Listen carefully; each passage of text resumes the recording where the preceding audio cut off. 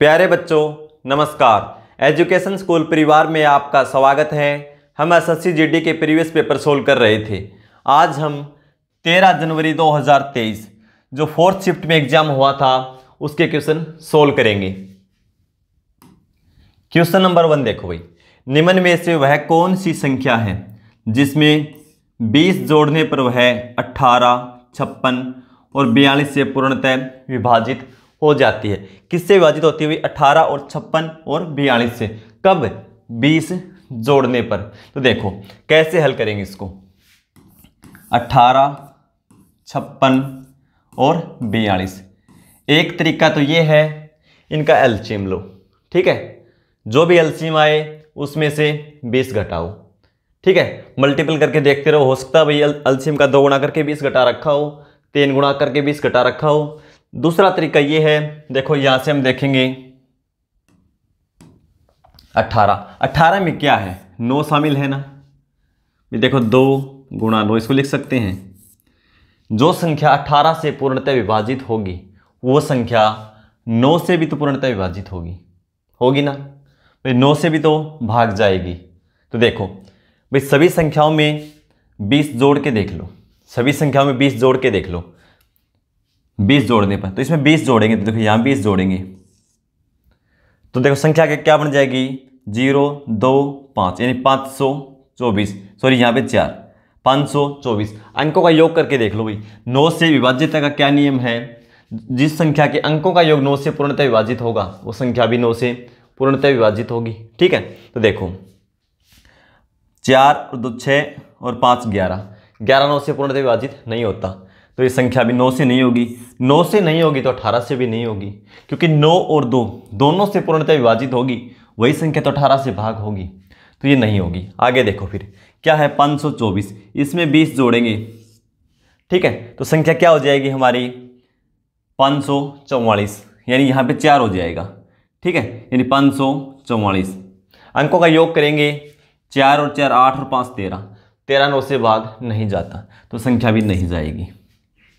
फिर देखो इसमें 20 जोड़ेंगे तो संख्या क्या हो जाएगी हमारी? 534। लिख के देख लो 534। अंकों का योग करेंगे, 5 और 3 8 और 4 12। 12 9 से पूर्णतः विभाजित नहीं होता तो संख्या भी नहीं जाएगी। इसमें जोड़ेंगे 20, ये तो अपने आप बच गया, लेकिन फिर भी देख लो 20 जोड़ेंगे तो क्या हो जाएगा? ये 504। अंकों का योग 9। 9 9 से पूर्णतः विभाजित होता है और ये 2 से भी भाग होता है तो ये संख्या 18 से भी जाएगी। ठीक है, पता चल गया। यदि एक से ज़्यादा संख्याएं मिल जाती तो हमें क्या करते भाई? इसका एलसीएम लेके देखना पड़ता। ठीक है, तो क्या जो हमारा आंसर 484 वह संख्या है जिसमें 20 जोड़ देंगे तो इन तीनों से पूर्णतः विभाजित हो जाएगी। ठीक है, क्वेश्चन नंबर 2 पे चलो। 8 12 का तीसरा समानुपाती ज्ञात करें। भाई ये ए होता है, ये बी होता है। सी का मान निकालना है। कैसे निकालते हैं? बी स्क्वायर बटा ए, यानी 12 का स्क्वायर कर दो और 8 से उसको भाग दे दो। 4 से कैंसिल करेंगे 3, 4 से 2, 2 से 6, 6 गुणा 3 18। क्या हो जाएगा इसका? तीसरा समानुपाती। ऑप्शन सी हो जाएगा। Question number 3। एक सेब, एक संतरे और एक आम का औसत मूल्य 36 रुपये है। एक सेब, एक संतरे और एक आम का औसत मूल्य 36 रुपये है। एक सेब और एक संतरे का औसत मूल्य 28 रुपये है तथा एक संतरे और एक आम का औसत मूल्य 32 रुपये है। एक संतरे का मूल्य क्या होगा? सबसे पहले देखो क्या दे रखा है? एक सेब, एक संतरे और एक आम। एक तो दे रखा है एप्पल, एप्पल प्लस एक संतरा यानी ऑरेंज, इसको ओ लिख लो। ठीक है, ध्यान रखना भाई ओ ही। ठीक है, और एक आम, एक मैंगो। औसत मूल्य कितना है इसका? 36 रुपये। औसत मूल्य 36 रुपये। तीनों का कुल मूल्य निकाल लेंगे। क्या करेंगे? 3 से गुणा कर दो, यानी तीनों का कुल मूल्य हो जाएगा 108 रुपये। ठीक है, तीनों का मूल्य पता चल गया हमें कितना है? 108 रुपये। फिर देखो क्या है? एक सेब और एक संतरे का औसत मूल्य कितना है? 28 रुपये। एक सेब यानी एक एप्पल प्लस एक संतरा यानी ऑरेंज, ओ हो भैया, ठीक है, ध्यान इस बात का रखना, जीरो मत समझना इसको, ओ, ठीक है, एक ऑरेंज। कितना इसका औसत मूल्य 28, योग निकालेंगे कितना हो जाएगा 56। फिर क्या है, एक संतरे और एक आम, यानी एक ऑरेंज और एक आम का औसत मूल्य कितना है 32 रुपये। इसका योग निकालेंगे, 2 से गुणा कर दो भाई, कितना हो जाएगा 64 रुपये। हमें निकालना क्या है, एक संतरे का मूल्य क्या होगा। देखो कैसे निकालेंगे, एक संतरे का मूल्य क्या होगा। अब देखो ये तीनों का कुल मूल्य क्या है 108 रुपये। इसमें से मैं एक संतरे का और एक ऑरेंज का घटा दूं, एक संतरे का और एक ऑरेंज का घटा दूं, किसका बचेगा, एक मैंगो का। भाई एक और ये घटा दूं, एप्पल, एक ऑरेंज घटा दूं, मैंगो का बच जाएगा, तो इसमें से घटा दो, कितना आ जाएगा 44 और 8 52, यानी एक मैंगो का कितना होगा मूल्य, मैंगो का 52 रुपये। कैसे आया, वे तीनों के मूल्य में से मैं 2 का मूल्य घटा दूं तो मैंगो का आ गया 52 रुपये। फिर देखो एप्पल का भी निकाल सकते हैं, अब हम एप्पल का निकाल देंगे। कैसे निकालेंगे, देखो ये क्या, एक ऑरेंज और एक मैंगो, यानी एक संतरा और एक आम, इसका मूल्य मैं तीनों में से घटा दूं तो किसका बच जाएगा, एप्पल का। यहाँ पे एप्पल शामिल नहीं है, ठीक है, तो एप्पल का कितना आ जाएगा 108 में से 64 घटा दो, कितना बचेगा 36 और 8 44, ये हो गया 44। अब तीनों का मूल्य हमें पता है कितना है 108, और मैंगो का भी पता है, एप्पल का भी पता है, दोनों का योग इसमें से घटा दो, किसका आ जाएगा ऑरेंज का। यानी 50 40 90 और 6 96, 96 इसमें से घटा दो, क्या आ जाएगा 12, किसका है 12, ऑरेंज का, यानी संतरे का। तो संतरे का मूल्य कितना है 12 रुपये, ऑप्शन सी हो जाएगा। क्वेश्चन नंबर 4, किलोमीटर प्रति घंटा में 35 मीटर पर सेकंड का मान क्या होगा। यानी मीटर पर सेकंड से हमें किलोमीटर पर आवर में बदलना है, किसको 35 को। छोटी यूनिट से बड़ी यूनिट में जाना है तो बड़ी संख्या से गुणा, 18/5 से गुणा। ऐसा क्यों करते हैं तो मैं बार बार बता चुका हूं, बिल्कुल बेसिक से भी आपको करवा रखा कंप्लीट मैथ। देखो 1 किलोमीटर में 1000 मीटर होते हैं, तो इसको 1000 से हम भाग देंगे, और 1 घंटे में 3600 सेकंड होता है। तो ऐसे किया मैंने, इसको किलोमीटर में बदला तो 1000 से भाग, ठीक है, और अब समय को सेकंड में बदलेंगे तो 1 घंटे में 3600 सेकंड, ठीक है। तो क्या होता है फिर 2 0 से 2 0 कैंसिल, ठीक है, और ये 2 से 5 और 2 से 18, 18/5 यहाँ से आता है, ठीक है। अब 5 से कैंसिल करेंगे 7 बार में, 18 गुणा 7 126 किलोमीटर पर आवर, ठीक है, 126 किलोमीटर पर आवर। तो ऑप्शन क्या हो जाएगा हमारा, डी हो जाएगा।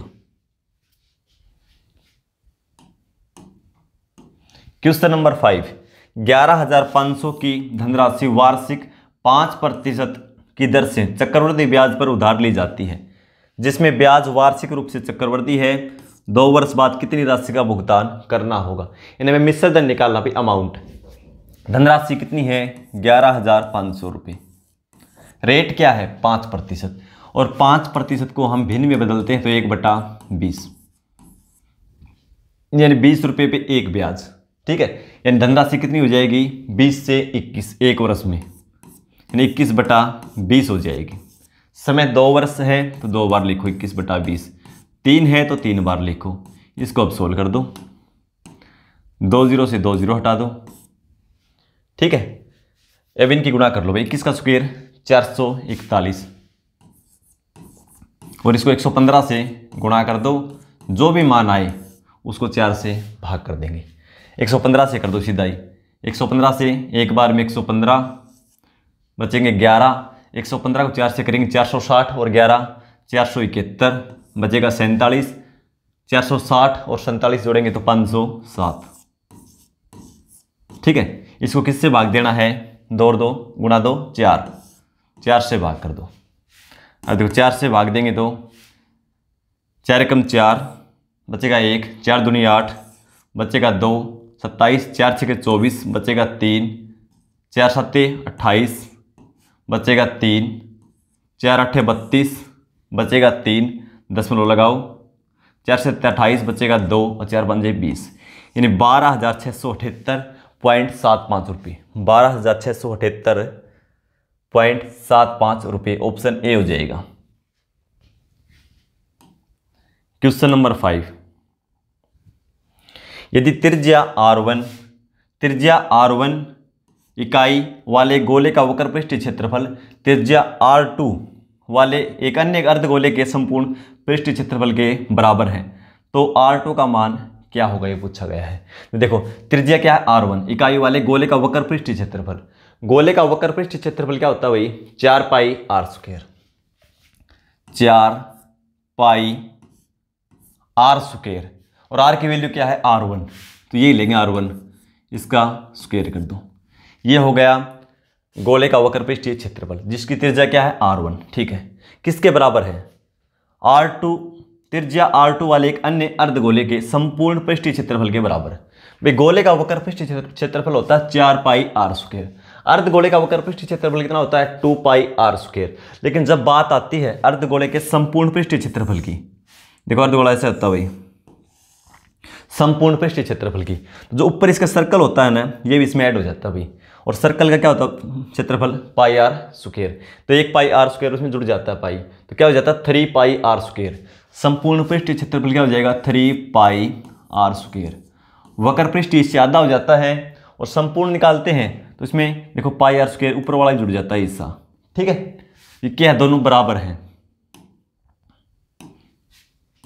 लेकिन R का वैल्यू क्या है यहाँ पे वही लिखना पड़ेगा भाई, R का वैल्यू R2, तो R2 का स्क्वायर क्या है दोनों बराबर रख दो, ठीक है, R की वैल्यू तो ये है ना R2, तो यही लेंगे। अब इसको सोल्व कर दो, पाई से पाई कैंसिल, ठीक है। अब देखो हमें ये इसकी वैल्यू निकालनी है R2 की, इसको साइड रखो एक बार, तो इधर क्या है 4, इस साइड आएगा 3 भाग में, ये क्या है R1 का स्क्वायर बराबर, इधर क्या बच गया, मैं 3 तो इस साइड आ गया, अब यहाँ क्या बच गया R2 का स्क्वायर, और हम वैल्यू किसकी निकालनी है R2 की, ठीक है, R2 की स्क्वायर इसका हम गायब कर देंगे। देखो कैसे निकालेंगे भाई, साइड स्क्वायर है, इस साइड आएगा क्या होगा वर्गमूल, ये स्क्वायर हट जाएगा, इसका वर्गमूल, R2 की वैल्यू ये आ गई, ठीक है। इसको सोल्व कर दो, इसको सोल्व करेंगे, देखो 4 को बाहर निकालेंगे रूट से तो क्या जाएगा 2, फिर क्या है नीचे क्या है 3, तो इसको इस पे तो रहेगा रूट, और देखो ये क्या है R1 का स्क्वायर, बाहर निकालेंगे क्या जाएगा R1, भाई R1 आ जाएगा ना, स्क्वायर R1 का, ठीक है, नीचे क्या है 3, तो 3 का क्या जाएगा रूट 3, ठीक है, 2/√3, यानी 2R1 बटा √3, 2, ये रहा देखो ऑप्शन डी, 2R1 बटा √3, ऑप्शन डी हो जाएगा, ठीक है। क्वेश्चन नंबर 7 देखो, 12 सेंटीमीटर लंबाई, 8 सेंटीमीटर चौड़ाई और 8 सेंटीमीटर ऊंचाई वाले धातु के एक ठोस घनाभ को पिघलाकर 4 सेंटीमीटर भुजा वाले कितने घन बनाए जा सकते हैं।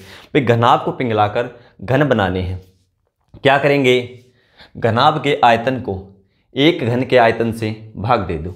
घनाभ का आयतन क्या हो जाएगा, लंबाई गुणा चौड़ाई गुणा ऊंचाई, तो लंबाई 12, चौड़ाई 8 है और ऊंचाई भी 8 है, ये घनाभ का आयतन।